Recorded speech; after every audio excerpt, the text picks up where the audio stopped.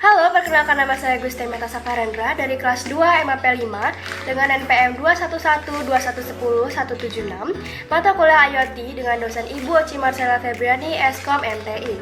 Di sini saya akan menyampaikan resume materi IoT dari pertemuan 1 sampai pertemuan 15. Internet of Things adalah suatu konsep di mana objek tertentu punya kemampuan untuk mentransfer data melalui jaringan internet. Teknologi ini ditemukan pertama kali oleh Kevin Anston pada tahun 1999. Internet of Things memiliki kemampuan untuk mengumpulkan, menyimpan, memproses data, dan mengirimkannya ke internet. Internet juga sudah dikembangkan oleh aplikasi salah satu produknya adalah layanan GPS. Selanjutnya, yaitu manfaat dari Internet of Things adalah yang pertama, pekerjaan kita dilakukan lebih mudah, cepat, dan efisien. Yang kedua, kita dapat mendeteksi pengguna dimanapun kita berada. IoT juga memiliki kekurangan, yaitu di bidang keamanan, privasi, kompleksitas, dan fleksibilitas. Internet of Things memiliki 3 elemen utama, yaitu yang pertama perangkat koneksi jaringan internet, yang kedua data center, tempat untuk menyimpan aplikasi dan database, yang ketiga yaitu barang fisik yang dilengkapi modul IoT gateway dan sensor.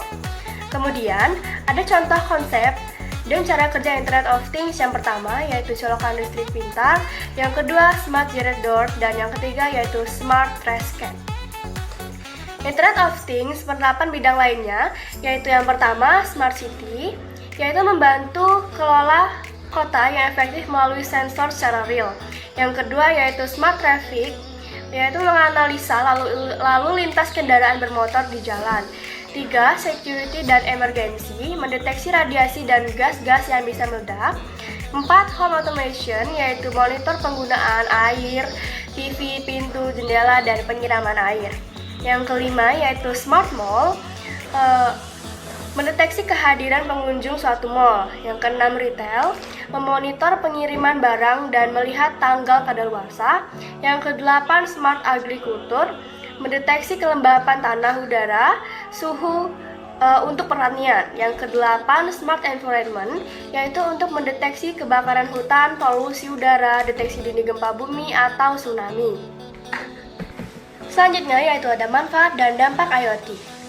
Unsur-unsur IoT yaitu Artificial Intelligence, yang kedua konektivitas, yang ketiga perangkat ukuran kecil, yang keempat sensor, dan yang kelima keterlibatan aktif. Contoh Internet of Things yaitu yang pertama ada bidang kesehatan, kemudian bidang energi, yang ketiga transportasi, dan yang keempat lingkungan umum. Dampak dan manfaat Internet of Things. Dampak positif IoT yaitu yang pertama efisiensi, menghemat tenaga, itulah salah satu dampak positifnya. Dengan Internet of Things, layanan lebih cepat, pelayanan lebih sedikit, dan modal usaha lebih ringan.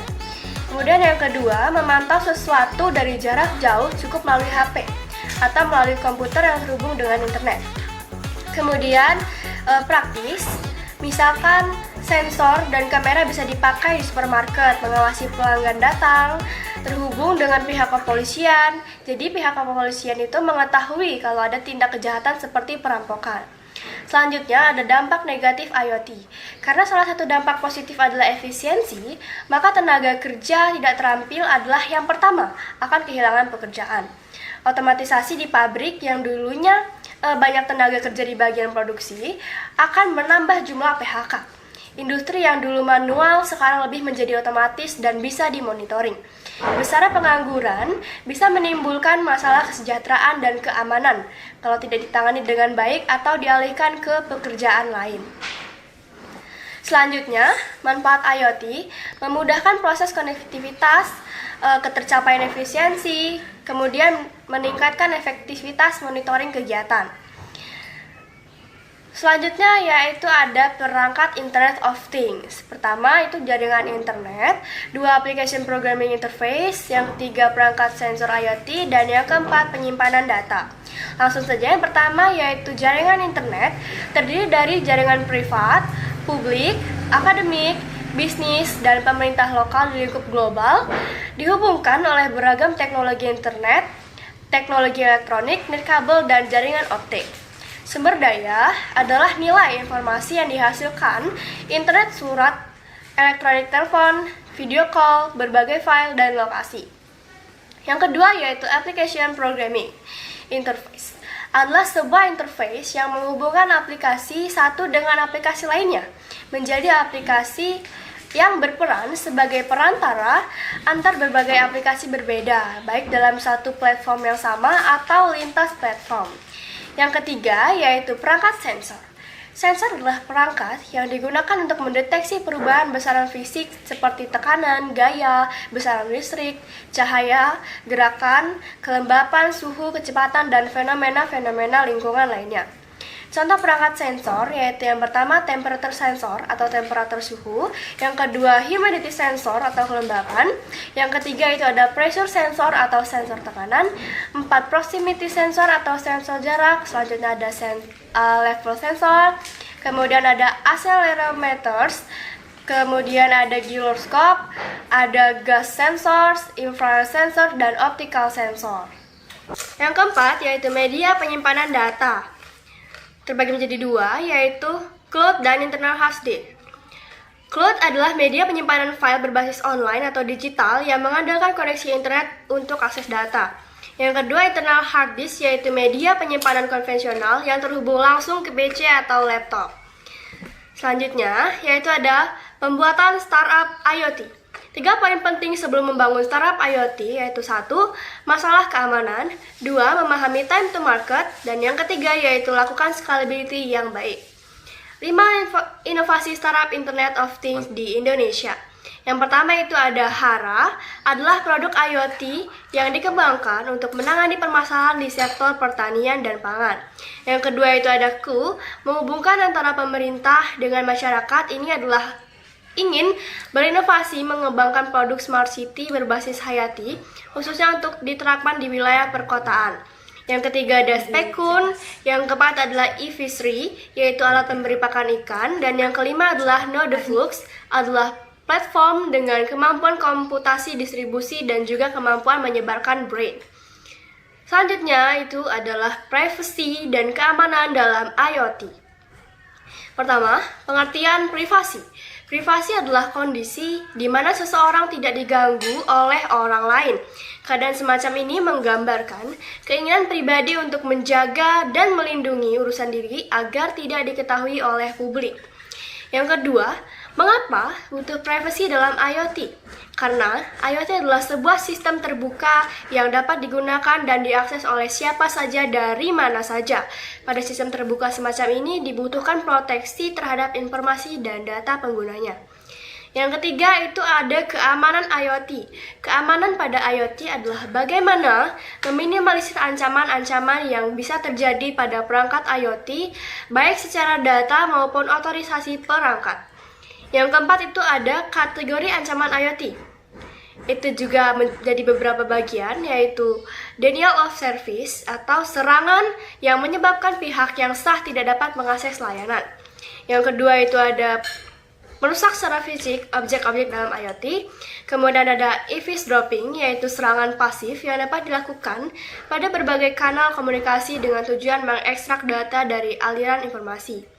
Selanjutnya ada node capture, adalah penyerang mengekstrak informasi dari node manapun maupun infrastruktur lain yang memiliki kemampuan penyimpanan data.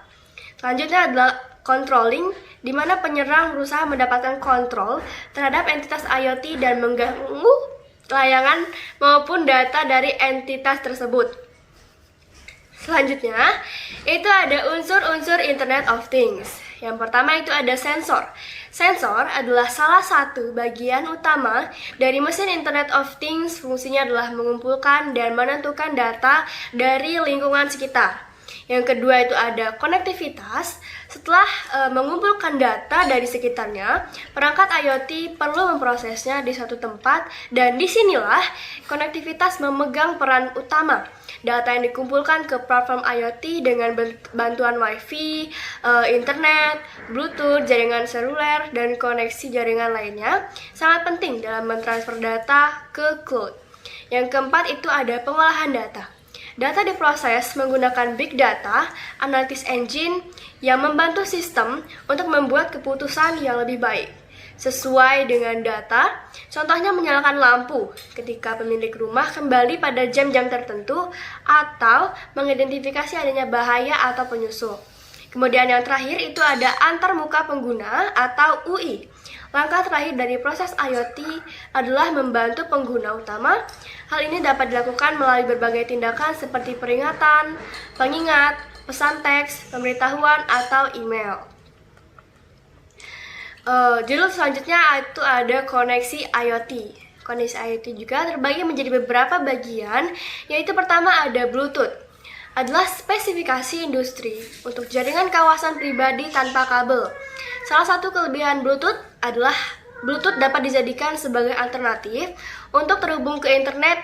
Jika ada jaringan Wi-Fi juga bisa digunakan. Salah satu kekurangannya yaitu menggunakan frekuensi yang sama dengan jaringan Wi-Fi. Yang kedua itu ada Wi-Fi. Merupakan suatu jaringan nirkabel yang memanfaatkan gelombang radio sebagai media penghubung antar perangkat dengan tujuan saling menukar data salah satu. Kemudian kelebihan dan kekurangan dari Wi-Fi adalah produk Wi-Fi sudah tersedia secara luas dan merata di pasaran, dan jaringan Wi-Fi memiliki jangkauan yang terbatas. Kemudian yang ketiga itu ada RFID atau Radio Frequency Identification, adalah komunikasi yang sudah menggunakan komunikasi melalui gelombang elektromagnetik supaya dapat mengubah data antara tujuan identifikasi dengan data terminal pada suatu objek. Salah satu kelebihan dan kekurangan yaitu proses pembuatannya menggunakan tinta khusus, dan apabila frek lain dipancarkan pada peralatan yang lain, maka akan menimbulkan kekacauan. Judul selanjutnya yaitu platform IoT. Yang pertama itu ada pengertian platform Internet of Things. Adalah sekumpulan teknologi yang menyediakan infrastruktur untuk membuat aplikasi sesuai dengan fitur spesifik yang dibutuhkan. Yang kedua itu ada tujuan platform IoT, adalah untuk menjadikan aplikasi buatan Anda unik dan fungsional sehingga produk Anda memiliki fitur-fitur yang memang sesuai untuk target. Kemudian yang ketiga itu ada strategi dasar platform, yaitu yang pertama desirability, adalah kecenderungan pasar terhadap produk Anda. Kemudian viability adalah bagaimana keberlangsungan produk Anda, apakah modal bisnis Anda dapat menghasilkan uang dari produk Anda. Kemudian ada feasibility, adalah bagaimana kelayakan produk Anda pada saat diluncurkan ke pasar. Judul selanjutnya yaitu Smart City. Yang pertama itu pengertian Smart City. Smart City adalah kota yang menerapkan teknologi informasi dan komunikasi untuk meningkatkan efisiensi operasional berbagai informasi dengan publik dan meningkatkan kualitas layanan pemerintahan dan kesejahteraan warganya. Kedua itu ada tujuan Smart City, adalah untuk mengoptimalkan suatu fungsi kota dan mendorong pertumbuhan ekonomi sambil meningkatkan kualitas hidup warganya dengan menggunakan teknologi pintar dan analisis data. Judul selanjutnya itu ada media penyimpanan data. Itu ada satu, pita magnetic media penyimpanan, yaitu disebut dengan magnetic tape. Terbuat dari bahan magnetik yang dilapiskan pada plastik tipis seperti pita dan pada pita kaset. Yang kedua itu ada hard disk, merupakan penyimpanan eksternal yang umumnya digunakan pada sistem komputer. Yang ketiga itu ada floppy disk, adalah salah satu dari sebagian perangkat keras hardware. Kemudian yang keempat itu ada USB flash, adalah sebuah alat penyimpanan data eksternal yang dihubungkan port USB yang mampu menyimpan berbagai format data yang memiliki kapasitas penyimpanan cukup besar. Kemudian yang terakhir itu ada kartu memori, adalah sebuah alat penyimpanan data digital. Selanjutnya itu ada big data. Yang pertama, pengertian big data adalah sekumpulan data yang memiliki jumlah yang sangat besar atau terstruktur yang kompleks sehingga teknologi pemrosesan data teknologi tradisional tidak dapat lagi menanganinya dengan baik. Yang kedua itu ada karakteristik big data. Satu, volume, yang kedua velocity, yang ketiga variety, yang keempat veracity, dan yang kelima value. Tiga, teknologi big data.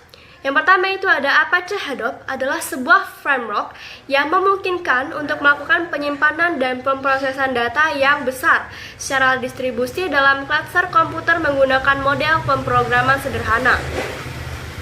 Yang kedua yaitu Apache Hive, adalah sebuah framework SQL yang berjalan di atas Hadoop. Yang ketiga itu ada Apache Spark, merupakan framework yang komputasi terdistribusi yang dibangun untuk pemrosesan big data dengan kecepatan tinggi. Kemudian ada implementasi big data dalam bisnis. Itu ada customer proofing, kemudian ada product development, yang ketiga itu ada price optimization. Judul selanjutnya yaitu Web Service IoT, AI, dan Data Analisis IoT dalam teknologi Smart Grid.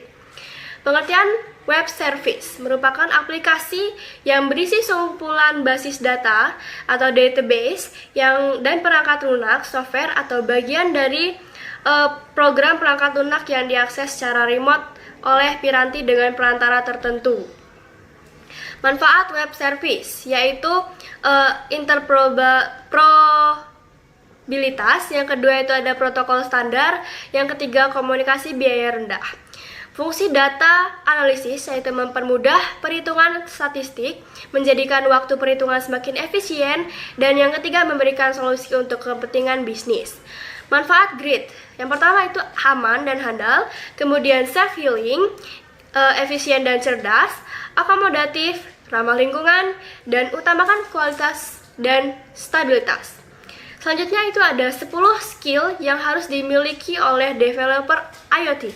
Yang pertama itu ada kerjasama tim atau teamwork, kedua kecerdasan bisnis, tiga keamanan informasi, yang keempat itu ada UI atau UX design, yang kelima ada pengembangan perangkat, 6 interaksi perangkat lunak, 7 IP networking, 8 otomasi, 9 merancang untuk data, 10 machine learning dan AI. Itulah tadi penjelasan saya mengenai materi IoT dari bab 1 sampai bab 15. Apabila ada salah kata, saya mohon maaf dan saya ucapkan terima kasih.